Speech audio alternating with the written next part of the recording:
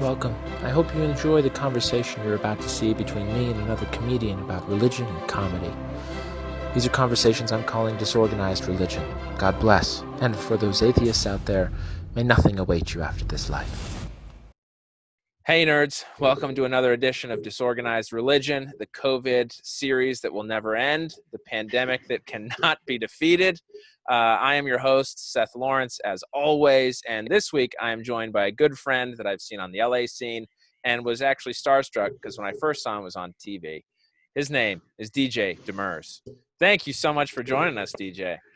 Thank you very much for having me, Seth. It's great to see your beautiful face, even if it's just over Zoom. Thank you so much. Absolutely. You too. You're looking good. How have you been keeping up during quarantine? You working out? Nope. I feel like doing absolutely nothing. Really, just keeping the miles low on the odometer. Sure. Not moving a whole lot. No, Yeah. I'm running. I'm running a little bit, and it's half exercise and half just to I gotta move or else I'm gonna go insane. Yeah. Yeah. Yeah. How about yeah. you? I can understand that. I every morning wake up with the full intent of working out, and then Mm-hmm. I reach this point. I'm like, oh, I didn't work out today. Well, maybe tomorrow. So there's not much going on. Well, there's no In that. motivation. You're like, for what? Yeah, exactly. My wife knew what she was getting into when she married me, and we can't get divorced now. We're stuck, right? Hasn't the pandemic X'd all divorces? It's not happening. I wonder if there's actually a surge. Yeah, I think they're up. I mean, this is hopefully the saddest point of our podcast episode. I think divorces are up, and I think domestic violence is up, which is really terrible. Yes. Yeah. I knew about the domestic violence and the number of calls to the hotlines are up, but those don't even really tell the whole story because people can't even escape to make the call anymore because they're trapped with these abusers. So yeah, that's a really unfortunate byproduct of this overall unfortunate situation. Not a whole lot of silver linings in this whole pandemic. No, not many. I mean, are you, I contacted you over Instagram. You said you're trying to get off social media. Maybe that's one silver lining. People are trying to stay away from the fear mongers on social media. Was that part of it for you? Fear mongering for sure on Twitter. Twitter, not just fear mongering, but I feel like Twitter causes me to focus too much on micro rather than macro. So I know every little thing that's happening in a day. This guy got killed in this city, the disease spiked in this, continent, whatever. But because I'm so absorbed by it, I don't step back and kind of take a look at the macro of it all. Yeah. And then Instagram is the one I'm trying to get off now because that was kind of my main vice, and I feel like that is just pure distraction without even information. Like Twitter, at least I'm like, oh, I know too much, but at least I know something. Whereas Instagram is just a pure distraction machine, and it just dawned on me that this pandemic is going to end in a year, or hopefully whenever it ends, and I will have not grown or learned anything because I just distracted myself with the same bullshit that I would during normal times. Right. Oh, interesting. So I'm on my high horse right now, but it's only been 14 days off of Instagram. But you got to ride the wave while you're on it, I feel good. It feels like I'm really coming off an addiction, though. It really does. Yeah. You feel the withdrawals, big time. Yeah. Big time. I'm just like, I wonder what's going on. Well, I saw your message on Instagram because I was about 10 days into it, and I opened it. And then I was like, oh, I told you to email me, and then I logged off, and I haven't been back on since. I try to be a force for good, but every once in a while I'm a force for evil. So I'm sorry for drawing you in for the brief moments. No, I didn't know your message was what was going to be waiting for me. So, you know what I mean? You weren't the force. You were like the carrot at the end of the stick. Oh, good. I don't know if that analogy is correct, but maybe so. But it also maybe it was enough of a prick of your conscience because your first message back was like, "I'd love to, but contact me via email. I'm trying to stay off social media." So it was like maybe a little bit of a reminder. Someone's out there watching you, DJ. Yeah. You getting on TikTok or no? Have you fallen into? Dude, I downloaded TikTok and I had it for a week. Yeah. And it was like, this is going to sound terrible, but I don't know how else to say it. Like, if you're over like 30 years old and you're on TikTok, I feel like you should immediately be put on a list. Well, you are. That's what TikTok is. It's a Chinese Well, yeah. list. Yeah, exactly. If I'm going to give my information to somebody, it's going to be the American government because I'm a patriot, damn it. That's right. I mean the list of like people who like looking at 16-year-old girls dancing, because I didn't follow anybody, and that For You page, that's all it showed me. And then within a week, I found my brain like going like, "Ooh, she's cute." And I'm like, "No, she's 16. Get the hell off of this app." Yeah, well, I mean, in your defense, no one knows how old these women are that are dancing on TikTok. No one has any idea. They don't post it. That's not just my defense. That's also the Chris D'Elia defense. Yeah, I mean, unfortunate that I don't even know what to say about that whole situation. It's terrible. All sides of it are bad, Anyway. Yeah, but going back to TikTok, I don't want to. There's not enough facts in that. I guess there are. Anyway, you're right. I don't want to talk about the Chris D'Elia thing because, the whole thing. Even when I've heard people like his friend left him so quick, and then other people really defended him, but everybody that defended him made you go, "Do they have skeletons as well?" Like, there's no way to talk about it without seeming. Anyway, go back to TikTok. The thing about TikTok is all the things that happen, the memes and the trends, they're all very juvenile, adolescent things that I don't need to revisit. Right. Like there's a thing where like girls would like pretend to like bend down like they were going to give their boyfriend a blowjob, but then they would just pick something up from underneath the couch. Yeah. And I'm like, that would have titillated me when I was like 18 or something, but I'm a 34-year-old grown man. I don't need to watch videos of this. It was just regressing me in my maturity level. Yeah. Anyway, are you on it? I mean, I have it to just watch the girls dance. That's all I have it for. No, I got it. I love, there are people that will post baby videos on it, and I'm on there for the positivity. I just want to see fun, happy things. I know there are lots of other things going on TikTok, and that it can bring out some of the dregs of society and some of the weird, but I don't want any of that. I just want happy babies. That's all I care about. So when you first went on and you didn't follow anybody, it didn't do the same thing to you that it did to me? It wasn't just teenage girl after teenage girl? Oh, no. It did almost the exact same thing. But I started following. There's this guy, Dinosaur, or what's it called? Datasaur. He's gotten fairly famous. And so my kids love it. My kids love that guy. So we'll watch that family that posts stuff. And I think they have some sort of algorithm on how long you stay on a video and if you rewatch a video, because I noticed as I skipped like the young people dancing, I get less of those now.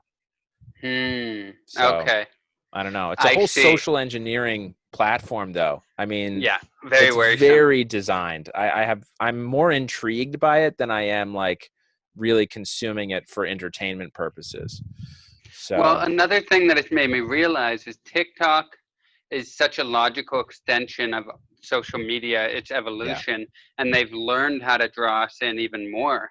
Yeah. So I was like, I'm not going to be able to get out of this. If I start to build a following or something, or if that was my intent, like I can barely stay off Instagram. And Instagram now, when you compare it to TikTok, it's such a static, like it barely got any dynamic. A slideshow? Come on. So if I'm having problems with that, TikTok, I can't even, I do feel like I'm missing out on the newest, biggest thing, but then I remind myself like, George Carlin didn't have TikTok, Yeah, and it's so, I mean, the newest, biggest thing is some stupid new TikTok dance or challenge trend that means nothing. It means nothing, right? Yeah. Man. So how long have you been doing stand-up, DJ? 2009, 11 years. Wow. This is by far, I don't know when you started, but this is by far the longest I've gone without stand-up since I started. Yeah, well, I've only been in it I'm in my third year, if you can even count any of this year. But yeah, this has been somewhat brutal. Do you feel like you're going through withdrawals regarding stand-up as well? I feel awful when I think about it. Let's really dwell on it then. I feel like I lost a friend. Yeah. My whole identity, and this is, a lot of reflection that's been happening over the last, whatever it is, 5 months. My identity is a stand-up comedian. Right. That's who I am, and I love it. I love when somebody's like, "What do you do?" and I get to say, "I'm a stand-up comedian." Yeah. And I don't just love it for being able to say it. I love going out and hanging out with friends, and I love watching a friend do a set and then be like, "Hey, I like what you did with that joke. Maybe try that." I love everything about it, and I Yeah. miss it. I miss Yeah. it a lot. So what drew you to doing stand-up?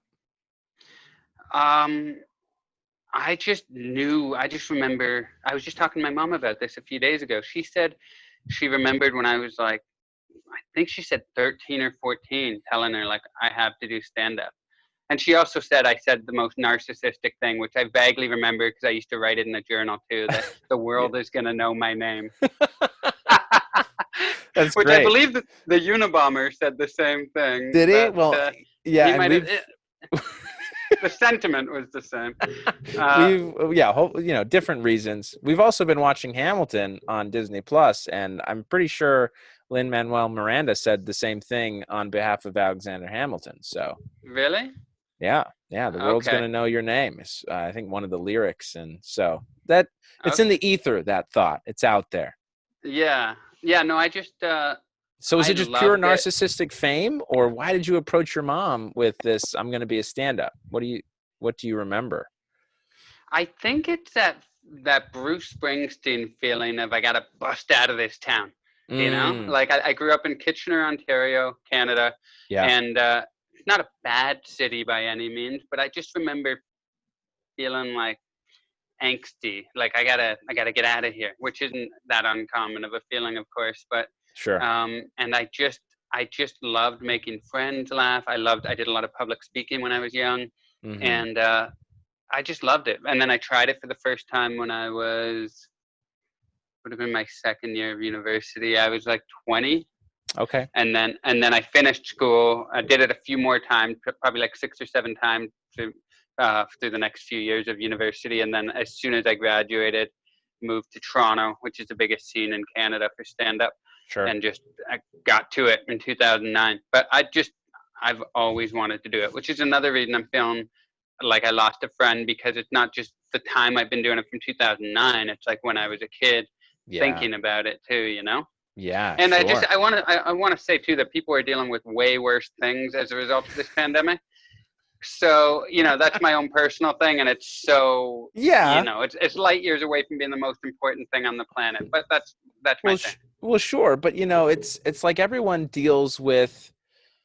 I don't know. I want this to come out right, in the sense that it could always be worse. It could always be worse, but that doesn't change the fact that what you're going through is also difficult, right? And difficult for you, and I think there are lots of people out there that can't do their job, whatever it is, right?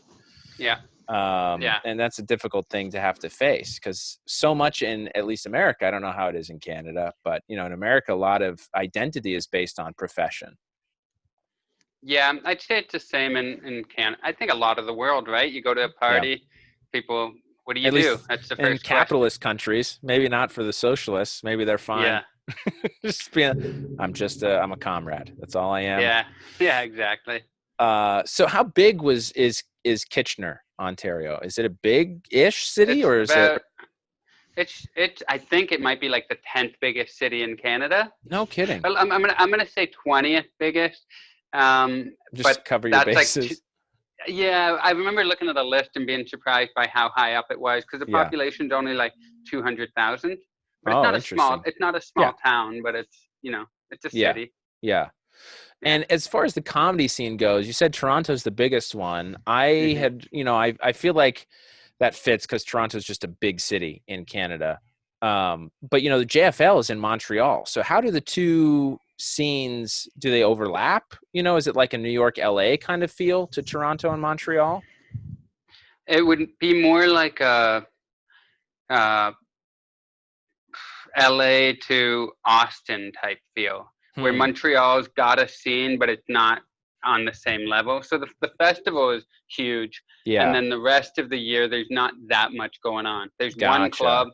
There used to be 2, and then the other one burnt down. Mm-hmm. So there's one club. There's a few independent shows, but no, Toronto's like the big game, and then Vancouver, and then Montreal's like a distant third. Got maybe it. not even third. There's a few other cities that might be vying for that spot. So Montreal's got Yeah. the prestige of the festival, but beyond that, Toronto's got way more going on. And as far as the club chain goes in Canada, I've heard Looney's is kind of the big spot up there. Is that accurate, or is that not the big chain up there? Because like there are improvs, down here that I feel like Which one? Looney's, is that not one in Canada?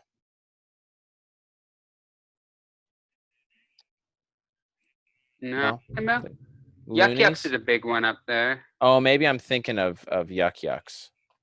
No. Are you talking about the Looney Bin? There's Yeah. the Looney Bin here in America. There's a few of those. No, that's not what I'm thinking of. I don't know what I'm thinking of. I'm trying to I think of a probably name that Yuck might be Yucks similar. is the one in Canada. Oh well, who knows? You and I are probably the only ones who care to really delve into this anyway. Did you do most of your work here in the States then, or in Canada, or has it been split kind of in between? No, I haven't been working too much in Canada the last few years. I moved here at the end of 2016, and I made a pretty concerted effort to try to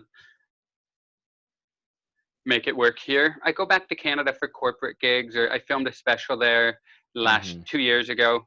But other than that, and then I'll work like some clubs around my hometown, and a couple clubs that I really like. So I probably do 6 club weekends there a year, and then the rest is here. Got it. And was a part of the move to the States to pursue stand-up more seriously? Or did you come down for acting, or did you come down for something else? No, I was 100% stand-up, yeah. Yeah. When I said the world is going to know my name, I didn't just mean 35 million people in Canada said. Well, Canada's a great place. It's great. Yeah. But nobody, even Canada doesn't care if you make it in Canada. You got to make it in America for Canada to care about you. Yeah, gotcha. Interesting. So you're doing the Jim Carrey move. Reason he left Canada too. Yeah. Well, a lot of people don't even know Jim Carrey's Canadian. That's what Crazy. You got to do. You got to get so big in America that they're surprised when they learn you're Canadian. Yeah, exactly. And disappointed, right? All in the same. No. You mean we didn't produce you? Come on. You kidding me?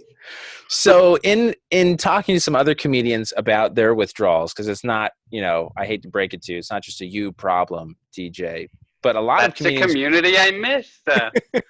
Is they're looking to podcasts. They're doing more podcasts. They're either starting one, or they're making one with a friend, and it feels like you and Mike Perkins had a great podcast going, reviewing reviews, still out on Apple Podcasts. What have you thought about restarting it up? Because it ended in April? It's like right before. I think so. Yeah. It ended kind of right when it all went down. Yeah, because our last podcast episode, we were talking about it a lot. Yeah. I just didn't really want to review reviews anymore. Like, what? That was the concept of the show, obviously, and Mike's amazing, and we had a great time, and I miss hanging out with him. But in terms of the actual podcast, it didn't. We did it for a year, so I feel like we gave it a good. Because I was having some second thoughts. Again, nothing to do with Mike, because I loved hanging with him, but I was having some second thoughts about the concept in my head, and how much I actually enjoyed it. And then I said, no, let's do a year so that you can at least see if maybe there's just some kinks to be worked out. So right. I just and even I have another podcast which is similar to yours, and it's called Definitely DJ, and it's conversational. Yeah. And I've kind of put that one on hold too. And it's that one might come back. It's just kind of, I'm trying to treat this like a period of reflection, because I didn't feel I had anything to contribute in a conversation. So I did a couple episodes of Definitely DJ, and I just felt like I was spinning my wheels. I don't know. It just felt like I just needed to kind of, the world was on fire, and I maybe should just take a step back. That's all. Yeah. But I'm jonesing to do I'm taking the month off of July. I'm not just taking time off, like I'm writing stuff, trying to Sure. flex that muscle, strengthen that muscle. I'm not just flexing over Well, here. you know, every time you perform, it's a flex, DJ. Yeah. Yeah. But I do want to start being creative again. I feel like I needed to miss it, I think. Yeah. Well, that's fair. And I think, you know, a lot of artists go through periods of reflection and kind of reinvention even, right? With projects they work on. So don't you feel like there's less reflection happening now in society? in on a grand scale, yeah, I guess I've never really thought about it in that respect. I've always thought of it more as a issue of kind of personal responsibility kind of going away, but I think that coincides with reflection. Absolutely. But yeah, I've never What do really you thought mean about it that personal way. responsibility? I mean, I feel like the world has become more of a victimized haven. So if you have been a victim, then you are protected, which is good until there's this motivation to be a victim, if that makes sense. And I think there are incentives for people to try to be a victim. Mm. And Yeah. I'm not including like Black Lives Matter in that. Obviously they have been victimized and that they deserve protection. I'm just saying that people, you know, in general, I think when you get into let's definitely protect the victims, there are those who take advantage of that kind of a system and say, well, I've been a victim too, even though they, you know, arguably may or may not have been, if that makes sense. Mm-hmm. Yeah, I feel the victimization. People definitely not just victimization, but people like to put themselves in some sort of box. So like there's less nuance. Like the victims are over here, the perpetrators are over here. Sure. You know, left is here, right is here, red is here, blue is here. And I feel like there's not a whole lot of middle path happening in many conversations. And I think that might have to do with the reflection. Like Yeah. most of my favorite artists, you know, like I'm a big Leonard Cohen fan, musician that I just love him. But he would, you know, or Dylan even, Bob Dylan, Sure. you wouldn't hear from him for 5 years. Yeah. And then another album would come out. He wasn't on, so, and I know it was a different time, but even now, like Dave Chappelle's not on anything. He comes and he says what he has to say, and he's given it serious thought and consideration, and then he's gone.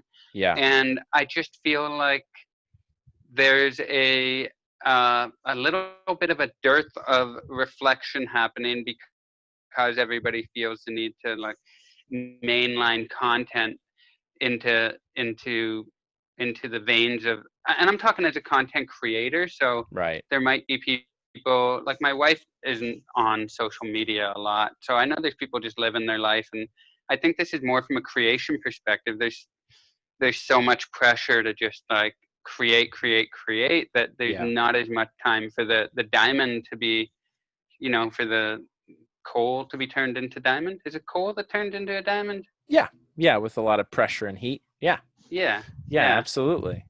Yeah, it's interesting. I remember listening to a conversation Jerry Seinfeld had, I think on the Tom Papa and Fortune Feimster podcast.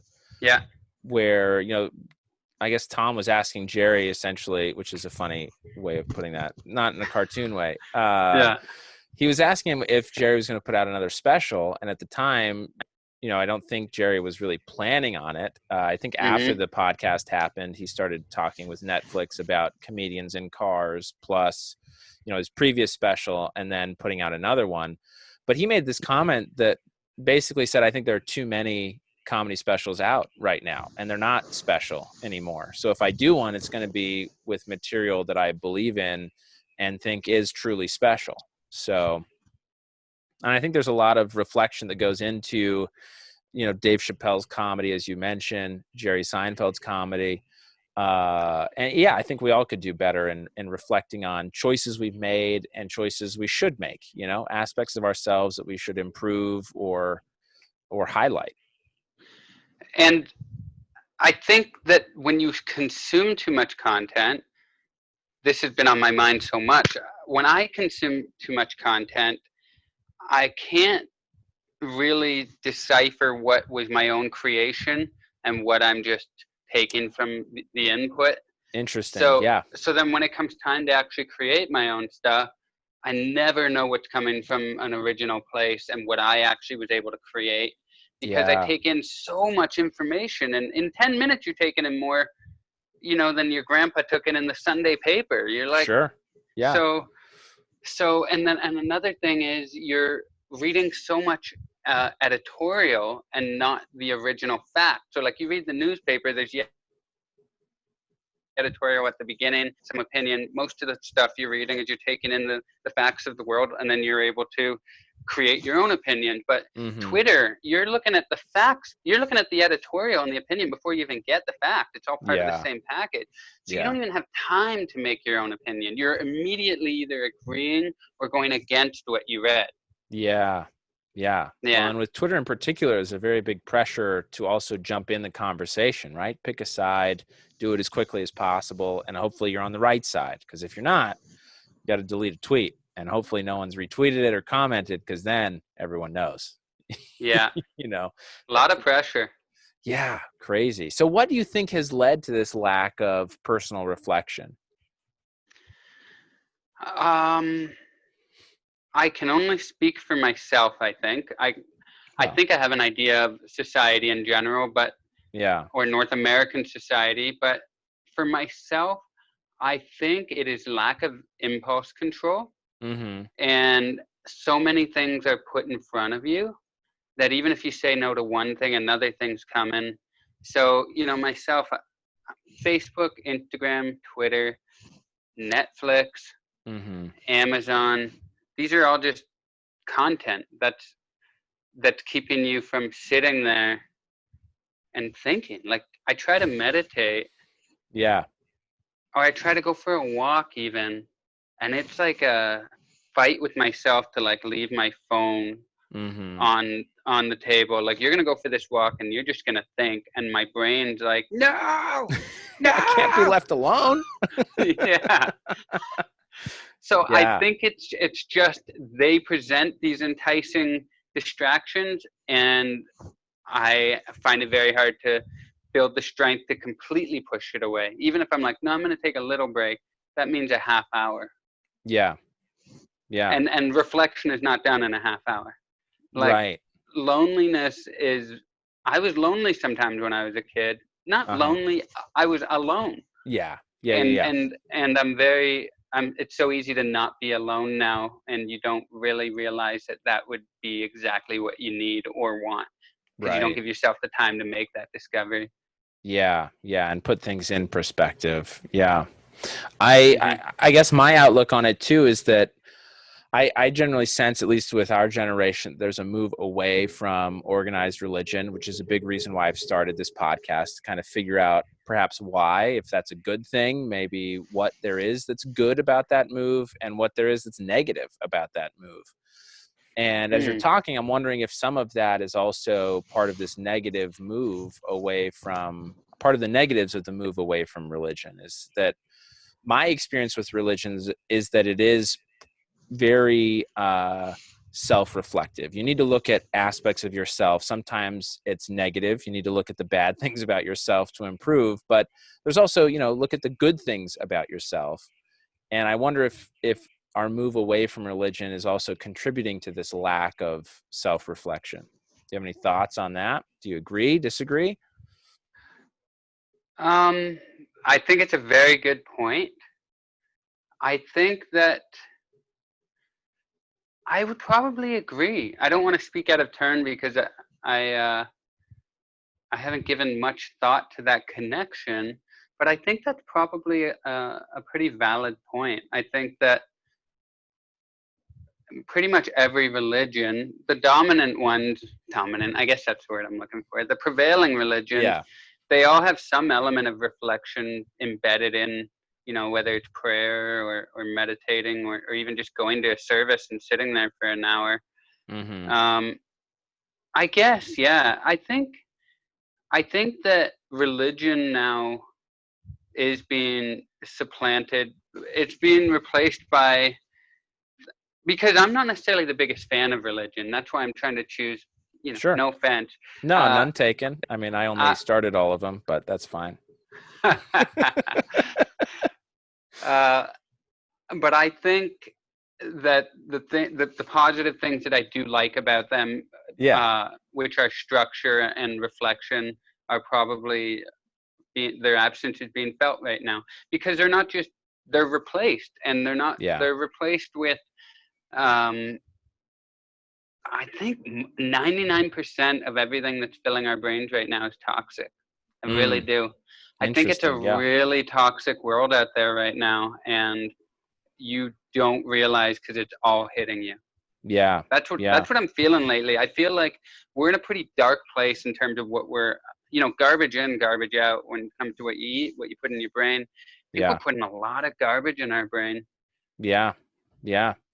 In very small digestible bites, right? That's the problem I see mostly with, TikTok or Instagram or Facebook is and Twitter, you're limited to 40 characters or whatever it is now, 140, I guess. I think it's 280. I think it was 140. Yeah. What kind of nuance, it's very difficult to, so yeah, I totally agree with you. That's very interesting. What were you were raised religious or no? I was raised Catholic so it's actually pretty interesting because we went to church when I was young, up until I was like 7 or 8, I think. Maybe a little bit older, maybe 9, 10. And then we kind of just stopped going because my mom didn't really feel religious at all. And then my dad now in his later years is acting more religious, but I don't remember him being particularly religious. So we stopped going. Yeah. And then my parents split up when I was 13. Okay. And I went with my mom to a new neighborhood, and we lived, both of my older sisters were out of the house. So it was just my mom and I. And I wanted to be religious. I felt like I wanted, because I was getting confirmed. I was in the 8th grade. And so our priest was telling us, this isn't just some, superfluous thing. Like, this is a calling to come back to God. Yeah. So I remember feeling that intensely and telling my mom, like, we need to find a church and I want to start going regularly. Yeah. So we went, and my mom was like, I don't want to go to church. Yeah. Jeez. Don't drag me. You said you wanted to be a stand-up. Why do you want to go to church? Yeah. So we went to a couple, and it was so short-lived. I think we went to a few, and by like the third, I was like, I don't want to do that anymore. Never mind. I was wrong. I just wasn't feeling it. There was no spirit filling me every time I left. All 3 of the churches we went to, I just kind of felt like a guy was talking. Yeah. And wasn't, and maybe I didn't go to the right church or something, but I never felt like the initial impulse I felt where the priest was like, let God find you, find your way to God. And I was like, yeah, that's exactly what I need to do. That I didn't feel that when I actually went to the churches. Yeah. Well, I mean, did you go to any Mormon churches? Because if not, I can tell you didn't go to the right church, DJ. That's just... I don't know if there's a strong Mormon population in Kitchener. I don't know. I served my mission in the Quebec province. So. Oh yeah. And there was. Where were you? So I started my mission in Gatineau, which is just on the border of Ontario and Quebec. My dad grew up like on the other side of the border. Oh, no kidding. In Ontario, yeah. Yeah. I know Gatineau. How old were you when you served your mission? How old? I was 19 and a half when I went out. Because there's legal drinking age in Quebec is 18. 8. I think a lot of them treat it like it's 8, for sure. But so many people go over there for like the strip clubs and everything. So no Quebec kidding. Like, sure. Yeah, it's very loosey-goosey. Exactly, yeah. Yeah, so I was in Gatineau for a bit. Of that if you're... No, we steered clear of all of that for the better, I think. But yeah, Gatineau, I did some time in Montreal, did some time in Quebec City, and did some time in Rimouski. Did some time is so funny, just because. Yeah. I chose those words pretty carefully. No, it was a great experience. I really liked it a lot. Very beneficial. But let me ask you something, because you're 19. When I was 19, man, I mean, I I just was led by that little guy down there and Sure. alcohol. Like I was your typical, Yeah. Yeah. Uh, so you're 19. You're on your, you're with a few other guys, right, on So your mission. yeah, I mean, you have a companion for whichever area. I mean, okay, so the mission is kind of divided into 6-week chunks, which we called Mm-hmm. transfers. At least this is the way it was done when I was serving my mission. So you would have a companion for at least 6 weeks. That guy would be your companion Mm-hmm. for 6 weeks. It might be longer, and it might be only 6 weeks, but you're kind of moved around, right? And you're not with the Mm-hmm. same person for the whole 2 years that you're out. You're with different people, but always, I mean, typically one, maybe two companions at a time. I only ever had one other companion. And you didn't have any experiences with companions in Quebec that were like, come on, let's party. Like, I'm just thinking that many young guys, and I know you're Yeah. all Mormon, but isn't anybody being like, come on? I mean, I Isn't, heard about some nothing too nefarious, but I think the most risque thing I heard about was a companionship in a small fishing village, similar to Rimouski, small town somewhere out in the middle of nowhere, uh, where they were getting, they got along really well with some of the other youth members of the church, some people about their same age, and they ended up having like this. Uh, one of the members wanted to film a documentary about the missionaries. So and this was already a huge red flag, it was this young woman wanting to film missionaries going about their daily life, but that meant she was following these, men around, and they're all about the same age. So that can only create feelings and issues, right? But they ended up getting together and having a viewing party, essentially a premiere of this documentary at her house. And I remember hearing about it that the parents were not present, which was like a huge no-no. So they ended up getting yeah. in some trouble. They weren't kicked out of the mission field or anything. But I do remember the mission president calling them in, having a stern talking with them. So they were That's certainly moved out of that legitimately, area. What's that? that's legitimately the most nefarious story you have. Yeah. I mean, I heard about, other people, but that was the most nefarious one. Yeah. How is the Mormon faith strong enough to overcome the sheer stupidity and horniness of a 19-year-old male brain? I mean, it doesn't for everybody, right? That's certainly not that. That was just an experience from my mission. There are definitely other issues that other missionaries have faced. But I think this gets to kind of the personal aspect of the Mormon faith, and what I think is really positive about religion in general is that it's asking a lot of you individually. And you might think the promises are made up or hocus pocus or whatever, but for those who, like myself, truly believe in the promises of the religion, it's a pretty motivational force when you couple that with legitimately sincere feeling and belief. Mm-hmm. I think there's a No, lot, just psychologically, and so, I could discredit it all, right, by saying, well, it's a social thing. That's why you're with a companion who's, things are less likely to happen in groups of two than they are just on your own. And there's a huge social stigma. If you're sent home early from your mission in the Mormon church, there's a lot of social stigma that comes with that. and what's that look like? I mean, there's an increased suicide rate in young men that come home from their missions early because of social stigma. I Wow. mean, in day-to-day life, it's not probably anything that's too overt, but there are those circumstances or experiences where young men come home from their missions early, and everyone in the ward, the congregation, you sort of know they only come home for a few reasons. One might be mental health issues. One might be this worthiness issue. And another might be they just couldn't hack it and they wanted to come home, Yeah. And all of those are looked on, I think, kind of equally negatively, unfortunately. So, you get parents that are like, oh, are you dating the Lawrence boy who came home early? Well, he's kind of a bad egg. I don't want you hanging out with him. And, that perpetuates throughout the congregation fairly quickly, because everyone knows. And then you feel alone. You feel alone amongst people that you thought were supposed to love and support you and help you through trial. And what else do you do? That's a pretty strong incentive to stay on the straight and narrow when you're doing your mission.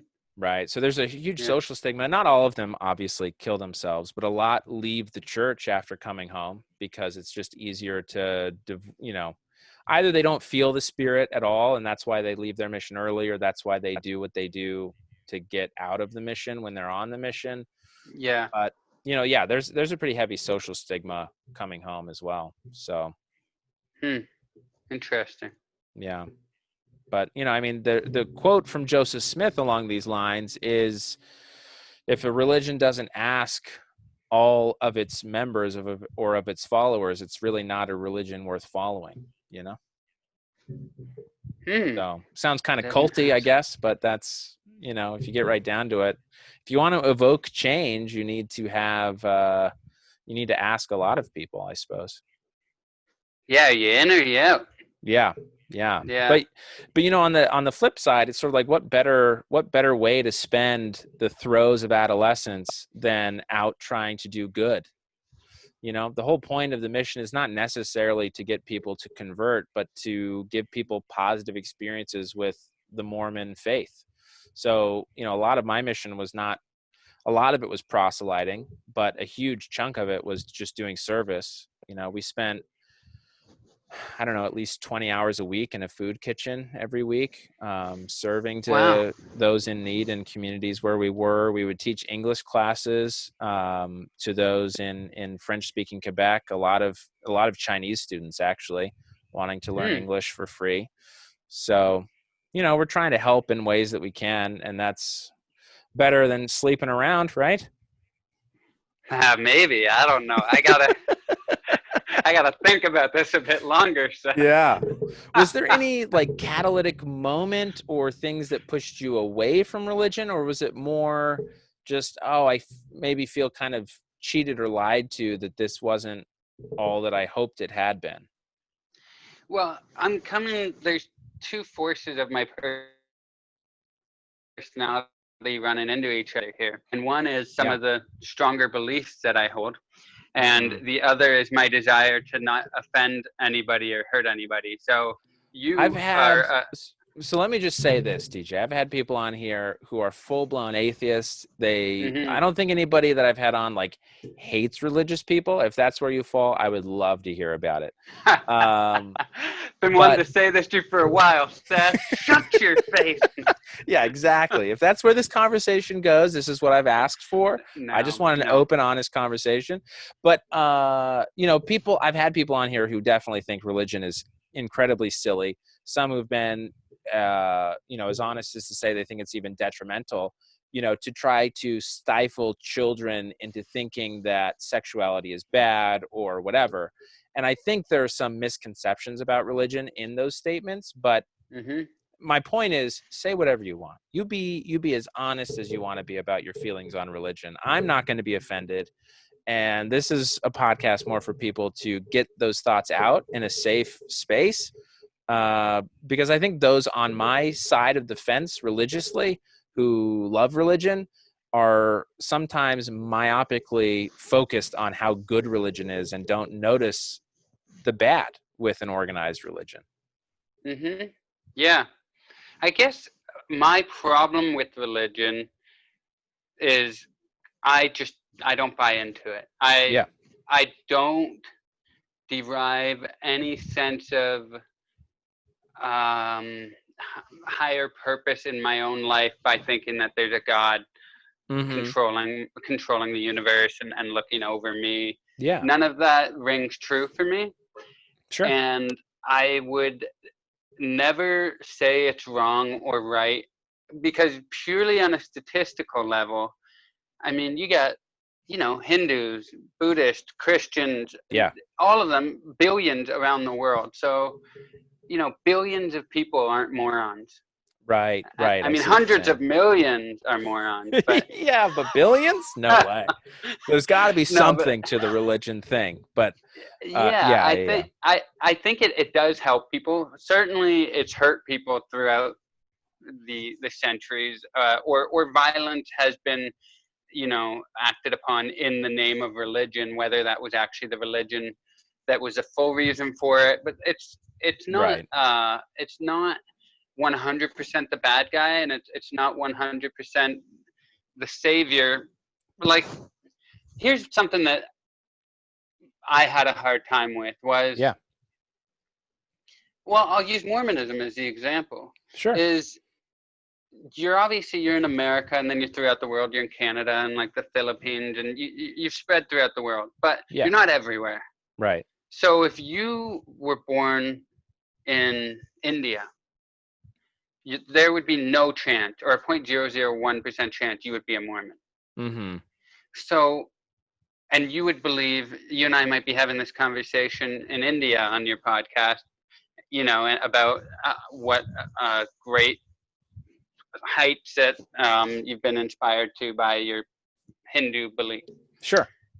So my thing is, it seems so circumstantial Mm. that I can't fully buy into it because it's so geographically contingent. It's so your parents, what they believed and what they teach you.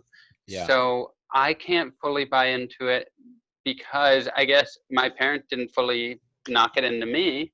Yeah. And so I didn't feel a particular attachment to one religion, and I don't feel an attachment to any beyond that. But I see, Yeah. like, you're such a nice guy, and it's so clear that your Mormon faith gives you a strong kind of, from what I know about you, you got Sure.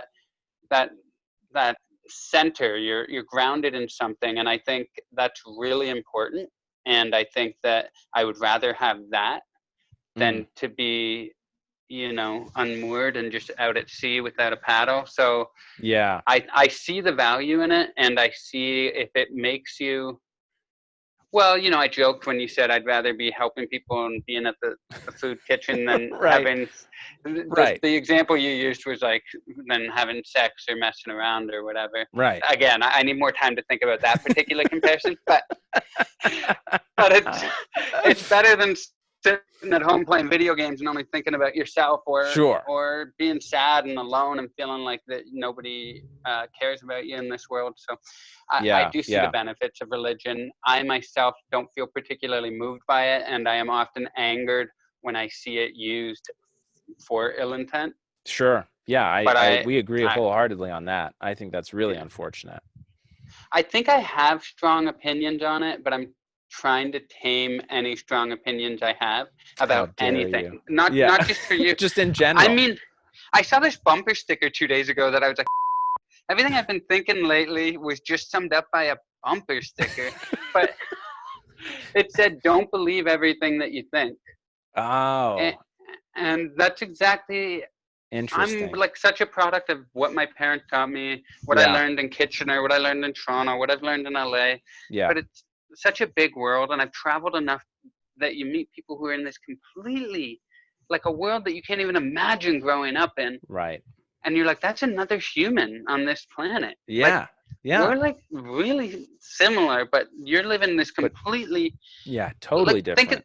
Think of the tribes stumbling out of the Amazon right now because the Brazilian government's burning their home up, and they're like, what the hell's going on out here? Yeah. We're the same species. Yeah.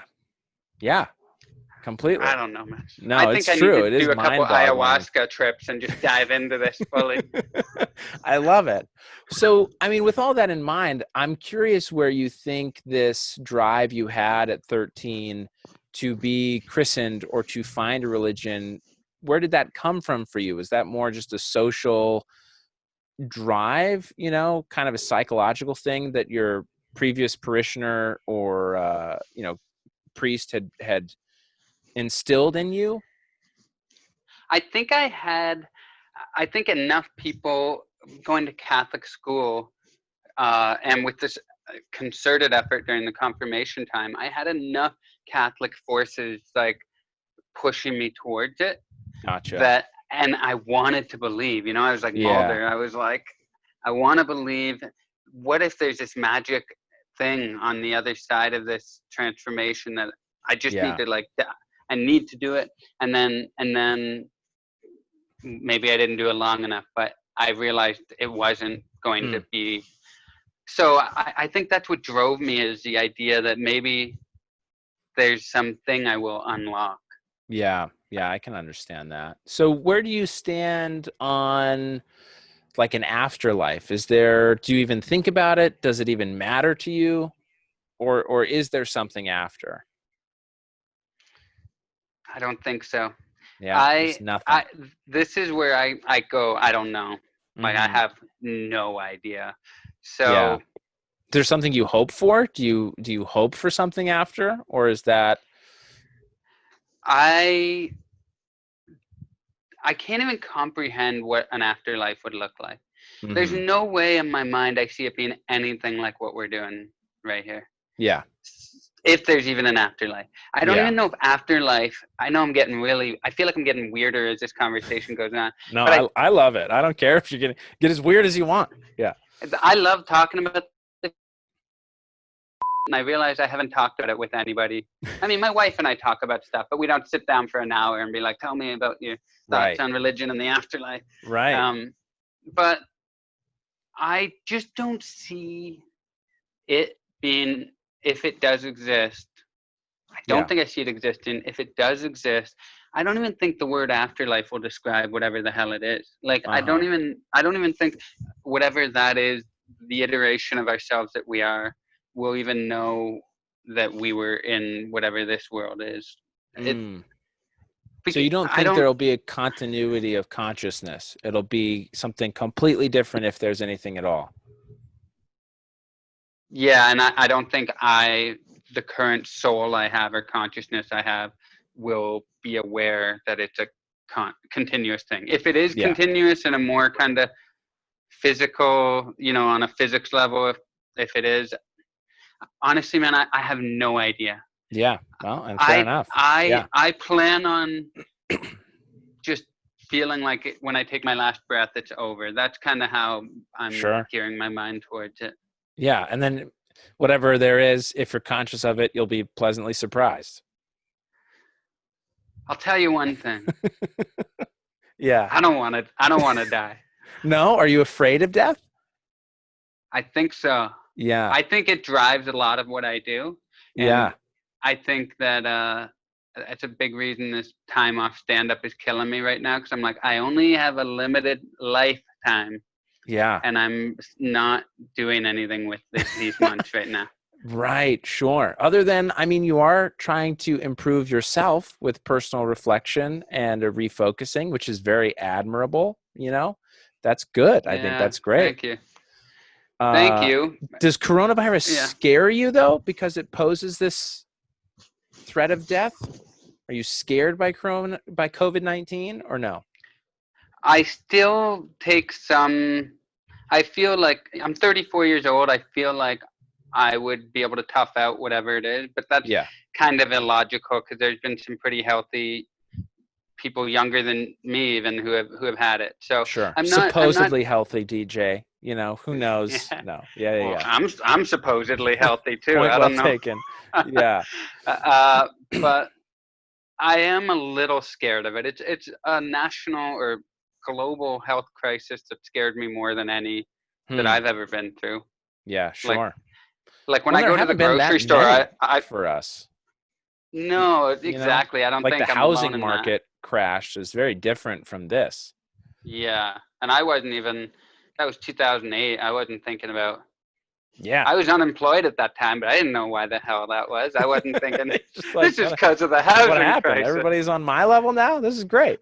But I feel scared. I think about it when I'm out now. Like if somebody coughs or sneezes, I'm like, ugh. And I just think about like when I'm 70, how that's going to feel. Like it's scary to be an old person or somebody with a compromised autoimmune system. Like that's scary as hell. Yeah, I agree. Do you think some of that fear comes from, I guess, an insecurity or an unknowingness about what happens after death? I was wondering, as I said it out loud to you, I'm like, is that the connection? Do I need to find God and believe in the afterlife? Yeah. Maybe. I mean, yeah, if I believe there's an afterlife and that a beautiful, warm God was going to embrace me in his, Yeah. you know, I'm Right. thinking about it now. Oh, yeah. I It'd be hope great, right? that would be amazing. That might be part of it. But I'm scared of death, but I also love life. Yeah. And I'm not Yeah. expecting anything on the other side of it. Like I wake up every day and I'm like, another day. Amazing. What a treat. Yeah. Yeah. Well, and there's some people I've talked to who, believe similar to you in that, like, there's nothing afterward, and they actually find that really comforting, which I don't understand, but they find it really comforting that there's not this overlord judging them all of the time and wait, you know what I mean? Like, because with religion, there's kind of this impending judgment day, this impending, are you in heaven or are you not? And what does that mean? And what do you have to do to get there? And they find it more comforting just be like, nah, none of that is out there. So we just have a good life here, and that's it. I agree with that. I don't Yeah. need because God sounds so judgy in every religion.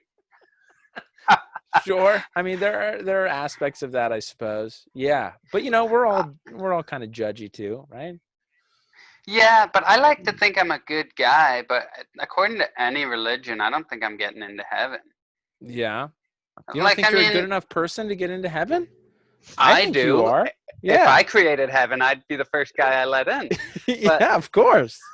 But I'm saying, like, you can't drink under Mormonism, right? Right. You cannot drink alcohol. I'm out. I'm not making it to heaven. Well, I mean, there is a path of repentance in the Mormon faith that extends beyond the grave, Yeah, but there's that judginess. Now I got to repent for having a beer?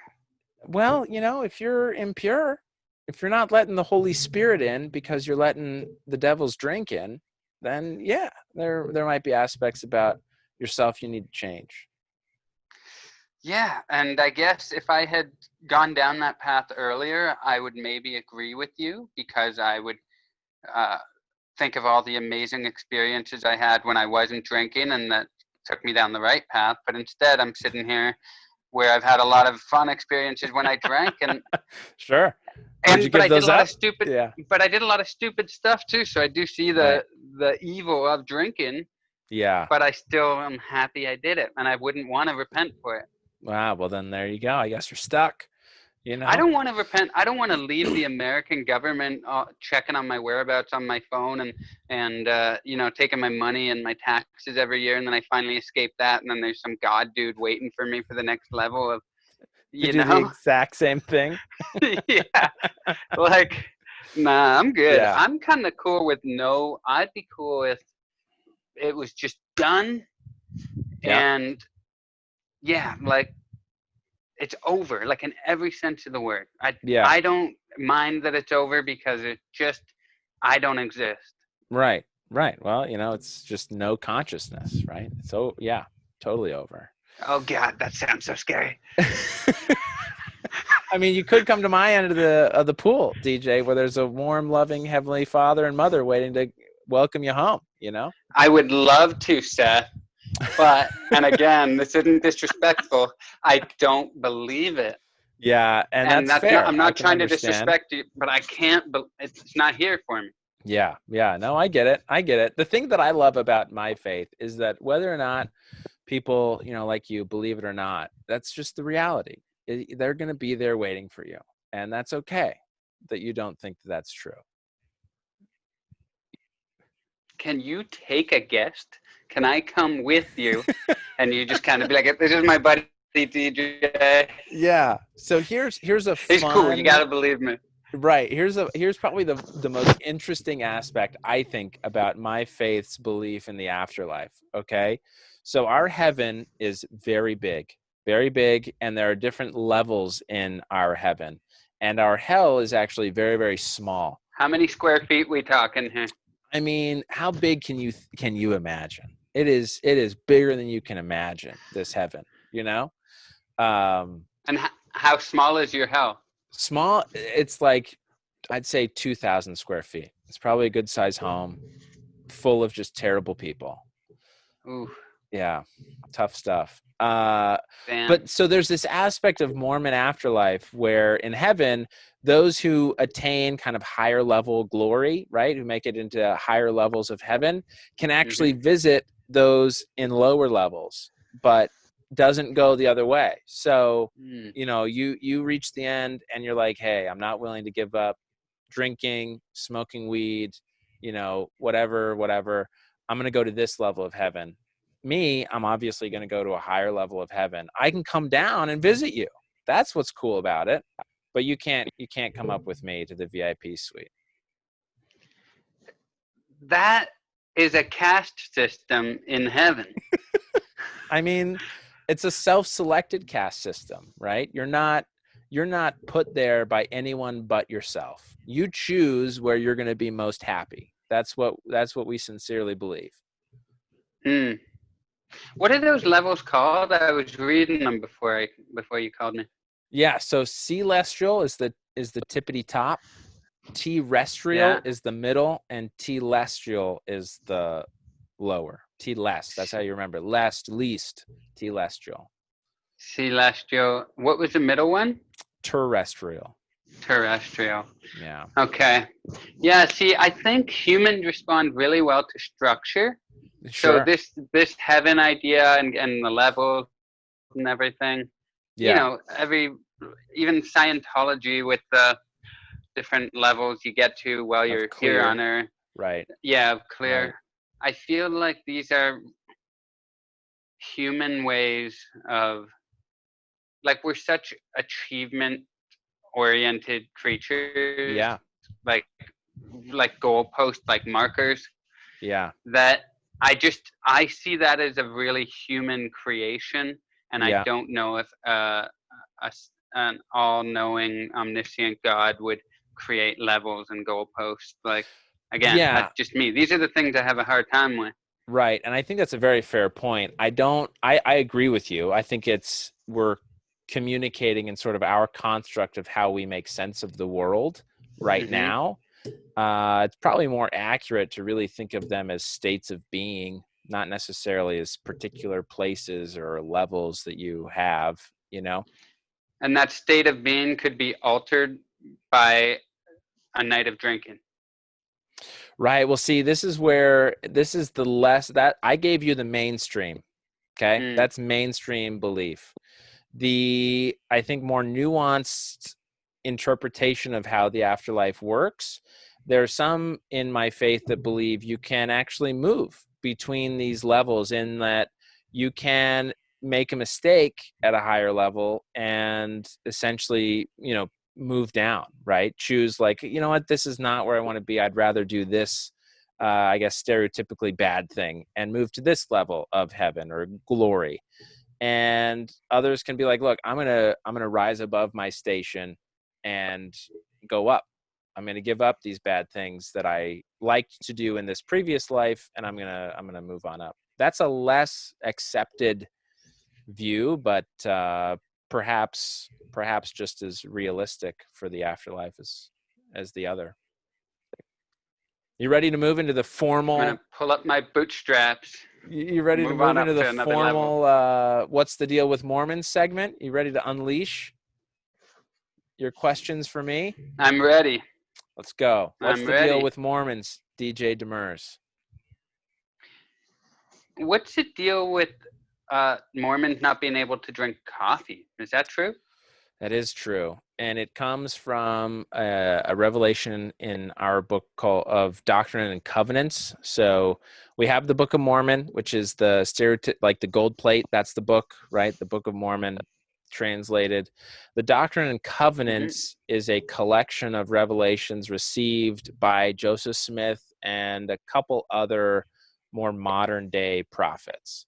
And one of those revelations is what we call the Word of Wisdom, that includes this phrase that says, hot drinks, no hot drinks for Latter-day Saints. And that has been interpreted as coffee and tea.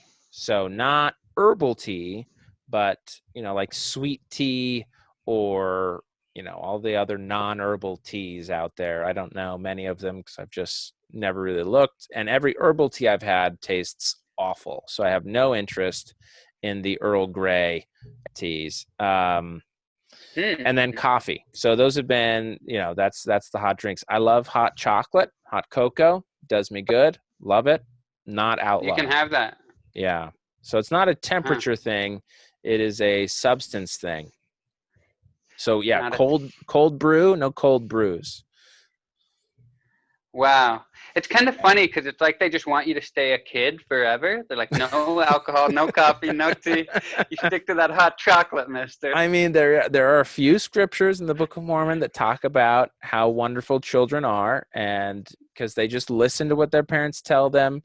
I have 3 kids of my own. I don't know which children they're talking about in this scripture, but supposedly children are very submissive and meek.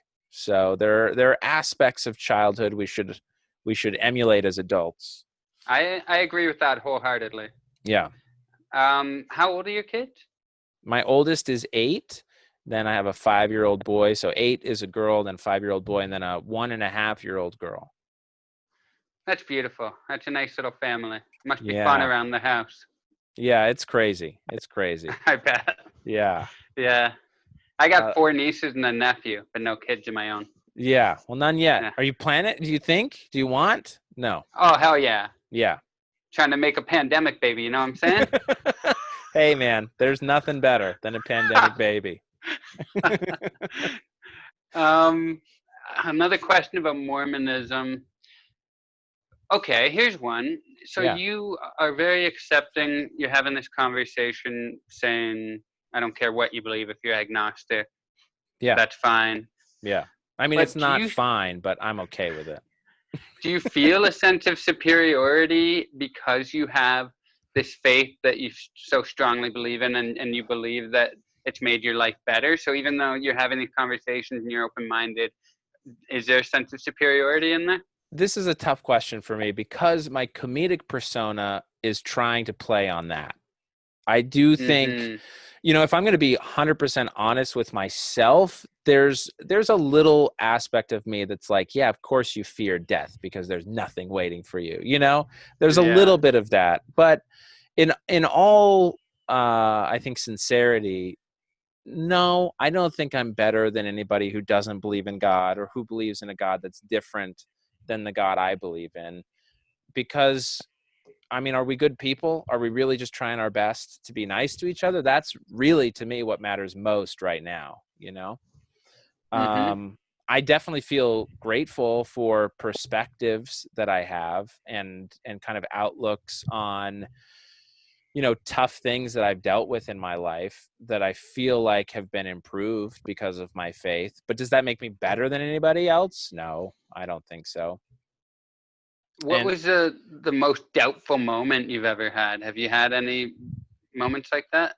Yeah, I don't know if I have any where I'm like, well, this one is where I doubted God the most. I mean, there have been, I don't think I ever had a moment on my mission where I thought, this can't be real or this isn't real because no one's listening to me. There were, I don't know. I don't know that I've ever, I guess the only time where I ever feel like, oh, maybe I will just give all of this up is if I ever go into this place of like, if my wife and I get divorced, then what would I do?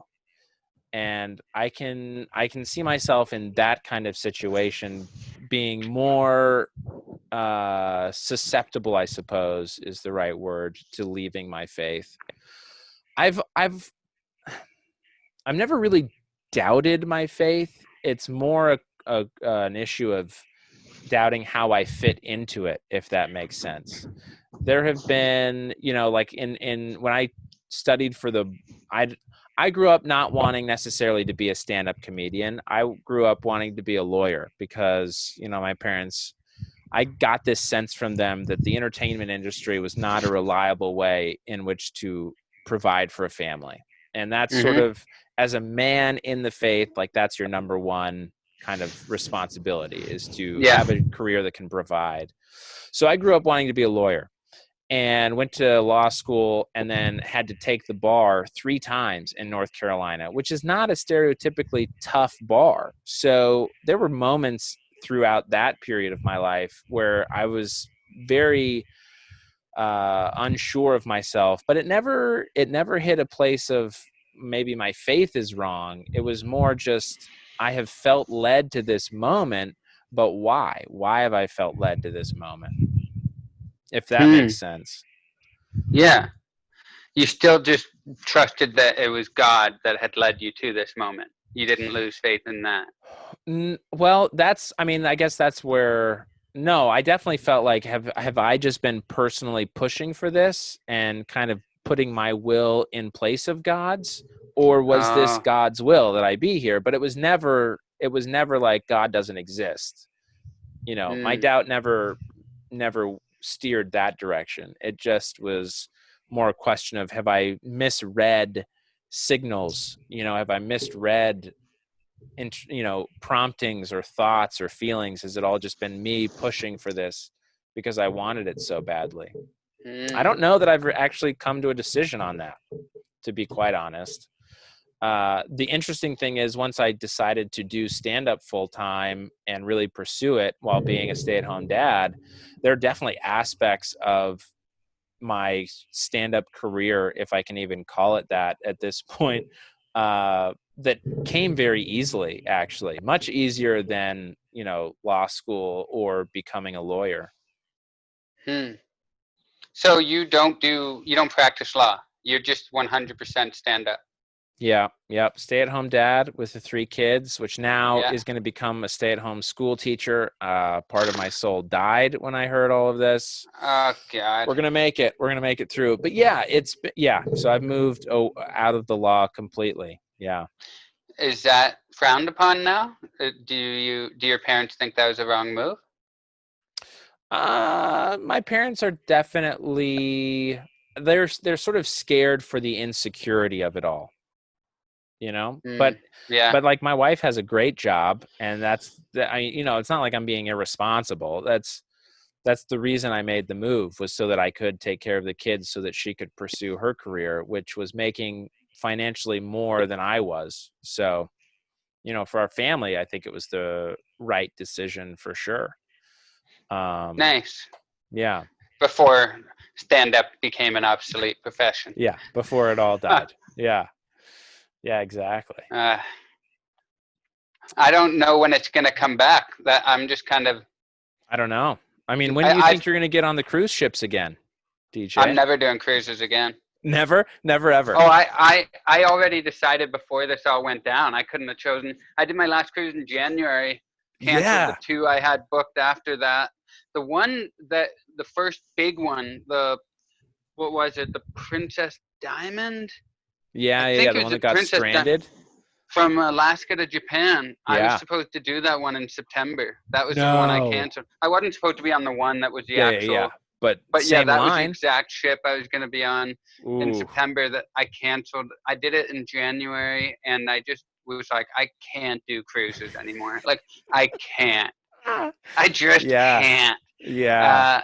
So I canceled the next 2 I had and said no to 2 more, and then all this went down. Jeez. Well, it was probably the right move. I don't know how gung-ho people are going to be to get back on cruises anyway.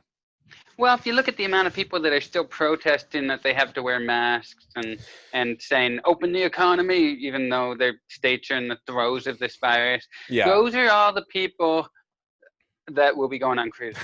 Yeah, that's true. Which only, I guess, lends credence to Bill Burr's thoughts on population control. I don't know if you've heard that bit. Yeah. I just watched it yesterday. I've been on a huge Bill Burr kick. Fantastic. He's so great. He's my favorite. He's fantastic. For me right now, it's a neck and neck tie between him and Dave Chappelle as my favorite stand-ups. Agreed. But I don't know who's even touching those 2 guys. Like, Dave Chappelle's 846. I loved it. Yeah. I mean, it was terrible, but it like I hate that he had to make it. Yeah. But I love what he did with it. Yeah. I definitely appreciated what he had to say. And I guess this is too where I feel like people are replacing religion with other things. I feel like I did not watch 846 in the same way that I think a lot of my friends watched it, in the sense of looking to someone for moral direction, you know? I think you're right. And he touched on that exact point in it. Yeah. Why do you guys care what I have to say? Yeah. And honestly, when he said that, I thought, because they don't have religion, Dave, and they need someone to help them through this. Religion is absent, and also there's no leadership in the federal government right now. How dare you say that? So I meant Canada. Come on, geez. Right. Justin Trudeau, sorry. you son of a.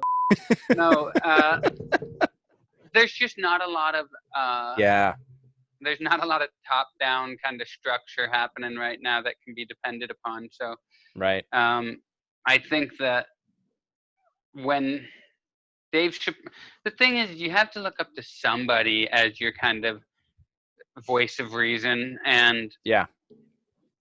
I don't think he's right about everything. I think a few of the things he said I don't necessarily agree with, but when it comes to talking about like being black in America, I want to know what Dave Chappelle has to say. Yeah. Yeah, wholeheartedly. I completely agree. Yeah.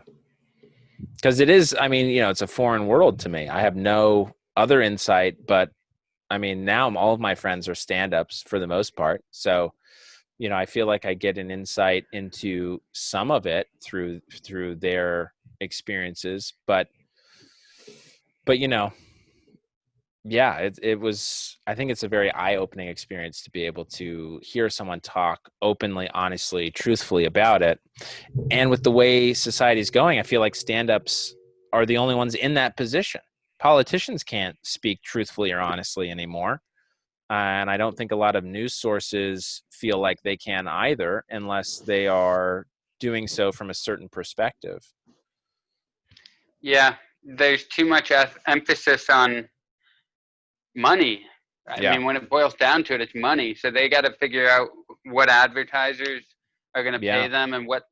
Like, I just read this amazing thing that Tucker Carlson, one of his writers. Did you hear about this? No. One of his writers got fired because it turned out he was under a pseudonym online. Oh, I did hear about this. Yeah, writing racist stuff. Terrible stuff. Yeah. Terrible, racist, bigoted stuff. Yeah. And then, so I read in this article that these I was big so disappointed to companies, find out it was a pseudonym. No, I'm just kidding. I think it was like Procter and Gamble, Amazon, like big companies said they were going to pull their commercials from Tucker Carlson's program. Right. But there's 23 other hours on Fox News, and they were like, well, let's not go crazy here. Yeah. Like, yeah. Well, and who knows? I mean, there are other writers on his show too. It wasn't just this one writer that was a nut job. There are other people too. Well, one person's nut job is another person's perfect writer for the audience they're trying to reach, right? I mean, I guess so. Yeah. So, but there's so much money. There's so much, even like politicians, right? On a purely human level, if I make couches and you're running for office and I give you $500,000, like, you better not say a single bad thing about couches, man. Like, not your couches. Yeah, exactly. Yeah. But couches in general, don't hurt my bottom line. I gave you $500,000. Right. And we just accept that they're allowed to take donations, but like, I'm only human. Yeah. And so I don't put these politicians on a higher pedestal or anything. They're only human as well. Yeah. Like, of course they got families, they got lifestyles. They probably have 4 mansions they got to keep paying for. Like, right. You know what I mean? So I just think for sure. that whereas, people pay Dave to speak the truth. Yeah, exactly. So we just need to realign our incentives for why politicians get paid. But I don't think that's really a possibility at this point. I believe in politicians less than I believe in God. Oh, yeah. Good. Good. That should be a wholehearted, resounding yes from everyone on this podcast. Yeah. Yeah, you would hope so. I would Yeah, hope imagine so. if somebody was like, yeah, the opposite kind of, it'd be hard to envision that person being a good person. Very tough. I mean, the people who sincerely think, I don't know anybody who really does, but I've heard of people touting that like Trump is some sort of Christ figure. And that blows my mind. I don't understand I've that heard. at all. Well, you can convince yourself of things, right? You got to resolve some cognitive dissonance somehow. Yeah. So if he's helping you in some areas, but the fact that he cheats on his wife and has been divorced, if that doesn't align with your religious values, well, you say, oh, well, God works through many different types of vessels, and Sure. like he might not be perfect, but he's been sent here to whatever. Like you can figure out a way to wrap your head around it. No, that's true. That is true. I think that's what the whole society is actually dealing with right now. There's been like, that's what cancel culture I feel like is trying to face. Bad people who have done good things. Yeah. There's no nuance. We're trying to deal with everything in a black and white way, a binary way, and there's just people have too many. And a big thing is, I don't know. I'm still trying to figure it out, but I think I read a great quote. It was actually a comment on a YouTube video, but it said, I only get my life platitudes from bumper stickers. You have YouTube a very comments. interesting sample set. Yeah, from which you glean knowledge. Yeah. It's at the beginning of the episode, I was chastising everybody who does garbage in, garbage out. And I'm like, anyway, I saw this bumper sticker. YouTube comment. Yeah. But this YouTube comment, well, I was watching a video on quitting social media. Yeah. And it was from this guy named Jaron Lanier. And he's the guy he coined the term virtual reality. And he was one of the first guys who invented virtual reality. And he's got a new book out now called, who cares? I'm not pimping at his book. But how much money did he give you, DJ? Yeah. No, he's got a book out called, I haven't read it, is the main reason I don't want to say it, but it's something like 10 Reasons to Quit Social Media. And there's what he said was really insightful, but this comment said, if you don't have to pay for a product, you are the product. Oh, sure. Interesting. And that really, all these hours I spend on Instagram or whatever, even like when you look at these coronavirus maps and they're able to show everybody's movement, and they're like, from data we tracked from cell phones, you're like, man, we give them everything. Everything. Yeah. Like without even thinking twice about it. Yeah, you gotta love the Patriot Act, baby. That in terms of use documents, man. Yeah. I don't know how I even got on that though. I'm sure there was a logical progression that as we go back and listen to this again, we will realize, and it made complete and utter sense. Oh, you're recording this? Yeah, this has all been recording, baby. I thought we were just talking. Well, we have been. And actually, this has been one of the longer episodes. I've loved it. It's flown by for me. Yeah, me too, man. I like talking to you. We haven't known each other that long, but yeah. I know. It's I do feel that there are some people in my life that I have met and just feel instantly connected to for whatever reason. And I feel like you're one of those people, DJ. Just yeah, you too.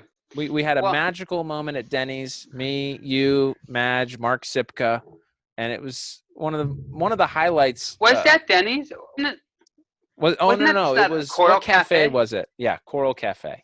That was it. That was it. What you just said, I had the same thing before we started this podcast. I was like, we had that nice night at Denny's, and then I had to be like, no, it wasn't Denny's, it was Coral Cafe. See, it's out there in the ether, man. That night was magical because I think that was the first night meeting you and Mark.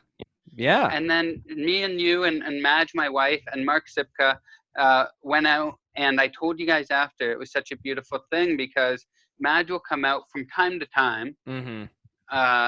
No, most nights I'm not doing comedy on my own, but from time to time, especially if it's an out-of-town gig, whatever. But usually she doesn't really take it too personally, but comedians start talking and she can be left out a little bit. And I'll make an effort to bring her back in. But that didn't happen at all with you guys. You guys were so interested. You and Mark were both interested in Madge, and really, Yeah, it was like she's fascinating. She really appreciated it too. Oh, good. Yeah, it was funny because at the show that you were performing in, I sat right in front of her, and after the show, she made some comment, she was talking to, that she knew you somehow. And so I turned around, I was like, oh, you know DJ? I know Mike, that's why I was here. How do they know each other? And she's like, oh, well, my husband and he go back. And I was like, wait, you're married to DJ? So it was so fun.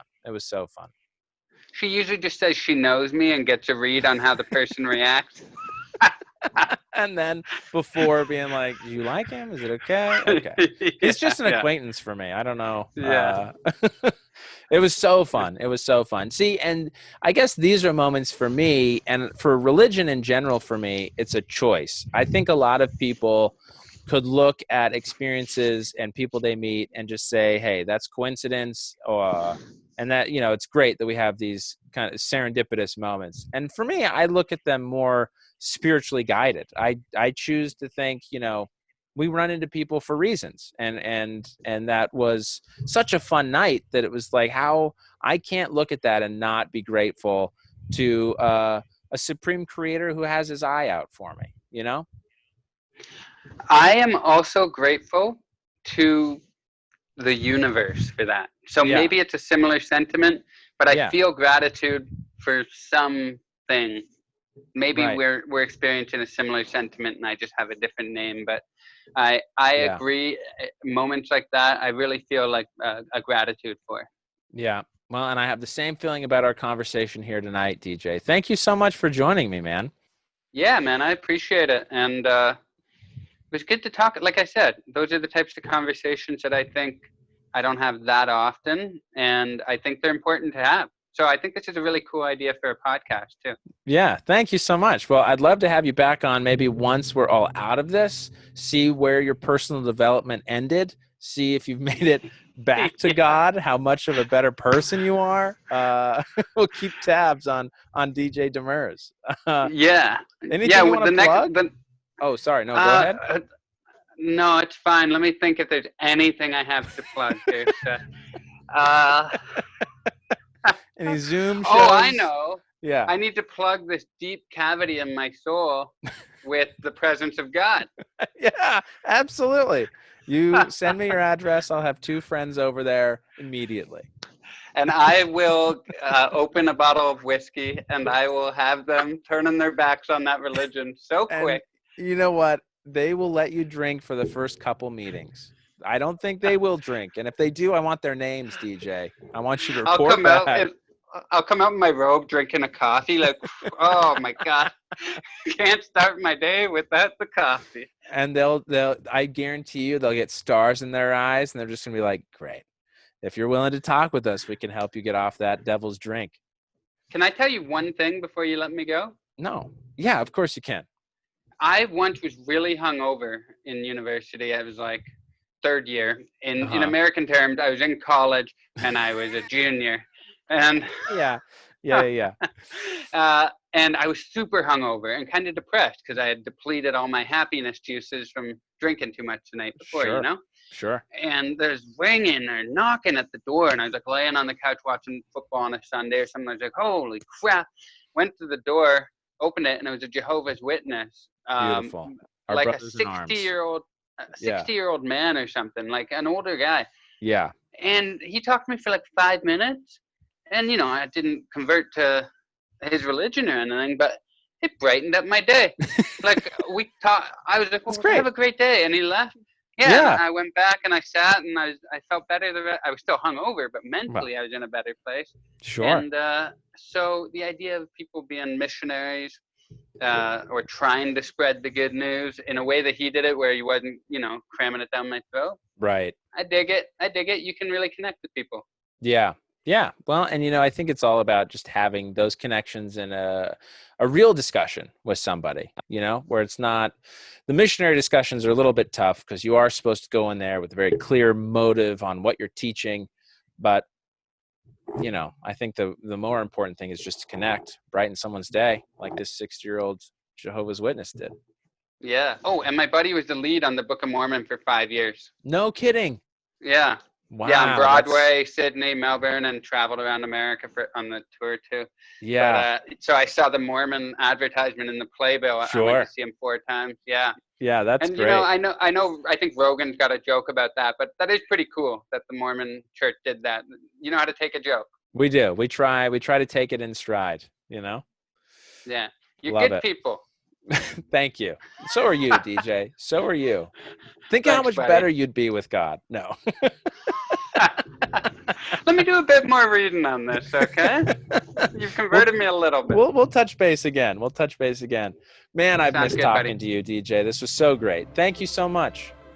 Thank you, man, and hope you and your family do well, and hopefully we're out of this soon and we get to hang out. Yeah, amen. Amen, man. All right, well, tell Madge hi for us. Will do. Okay. See you, brother. Good Bye. talking to you. All right, see ya.